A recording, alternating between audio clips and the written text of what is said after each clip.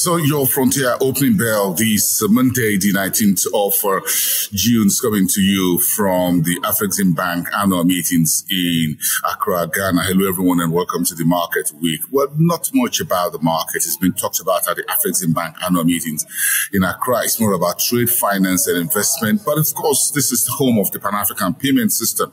So the entire ecosystem of the intra-Africa trade is being discussed. Part of what we cover for you on a daily basis on Frontier Africa Reports. Hello, everyone. This is the show. The Nigerian market on Friday went down by 0.33%. The BRVM lost much bigger on the composite by 0.63%, while the Egyptian stock market started Sunday on the back foot in 0.81%. That's the EGX 30.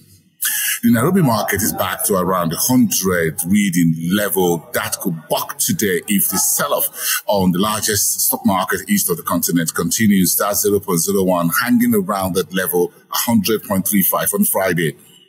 In South Africa, the JSE was up by 0.60%, the All-Share Index at 78,531 on the back of those positive sentiments that we saw on Friday around developed and emerging markets around the world. Let's take it now and look at the top stories making the headlines this Monday to start the week on the east coast of the continent. The IMF and the World Bank can see the fingerprints on President Ruto's 3.68 trillion budget. The new budget under President Ruto is the first full one for his administration since he took office last year from Uhuru Kenyatta.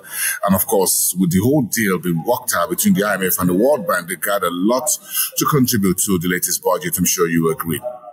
The Afreximbank of Rwanda, the new CEO is now Benjamin Mutimura, who is taking office with effect from July the 1st.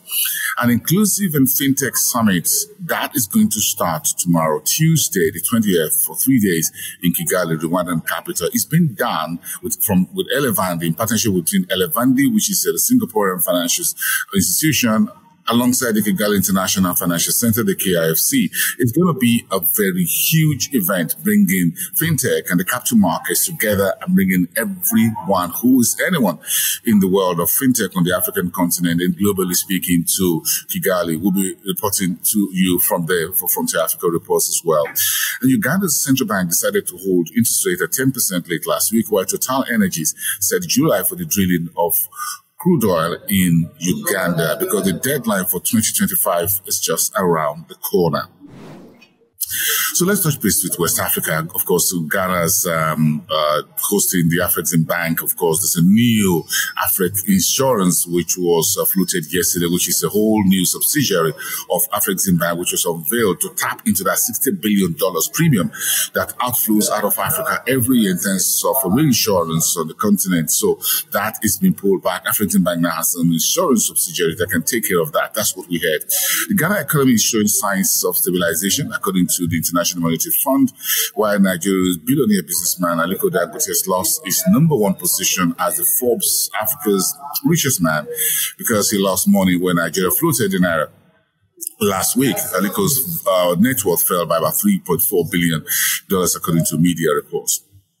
In the meantime, trade and more trade and reporting back of the last 2.5 years of inter-Africa trade of the AFCFTA was the main part of the focus of discussion here in Accra on Sunday to start the 3-day event. Of course, there were conversations around corporate issues, trade and finance, as well as food sustainability, including peace and security, as we saw that deadly attack in Uganda over the last couple of days with dozens dead in the school dormitory. That was also at play here, why we need peace and security on the African continent as part of the lowering the risks on the African continent to trade. Gabon is looking to raise about 150 billion CFA from the CEMEC market. That's the common market for French-speaking Central African countries.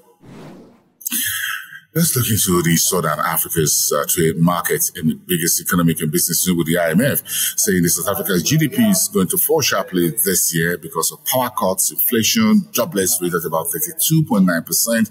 This contrast to what Reuters poll also delivered last week, saying that there'll be a modest 0.3% GDP growth for Africa's most advanced economy this year. We'll see how it plays out. We're almost done with the first half of the year, by the way.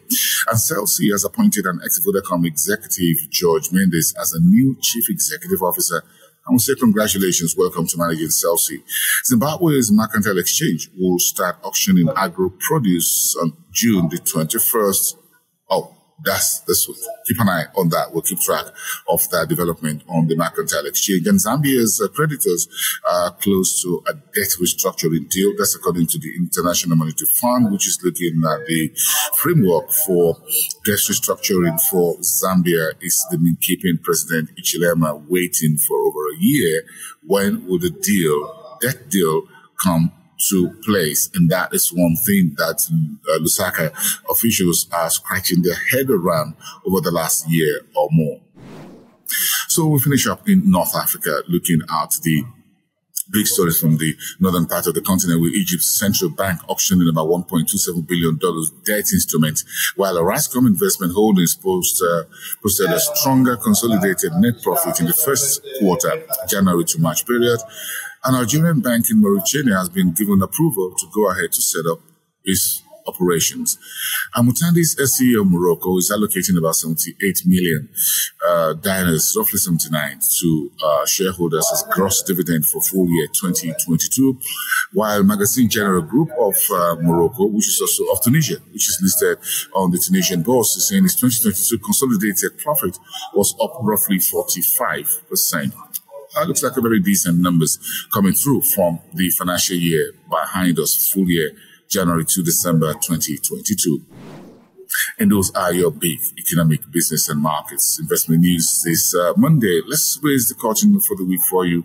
We thank you for watching. Go on frontafricareports.com. Watch all our videos. You can watch other shows we produce as well.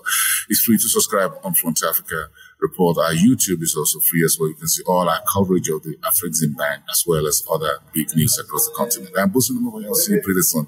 Bye for now.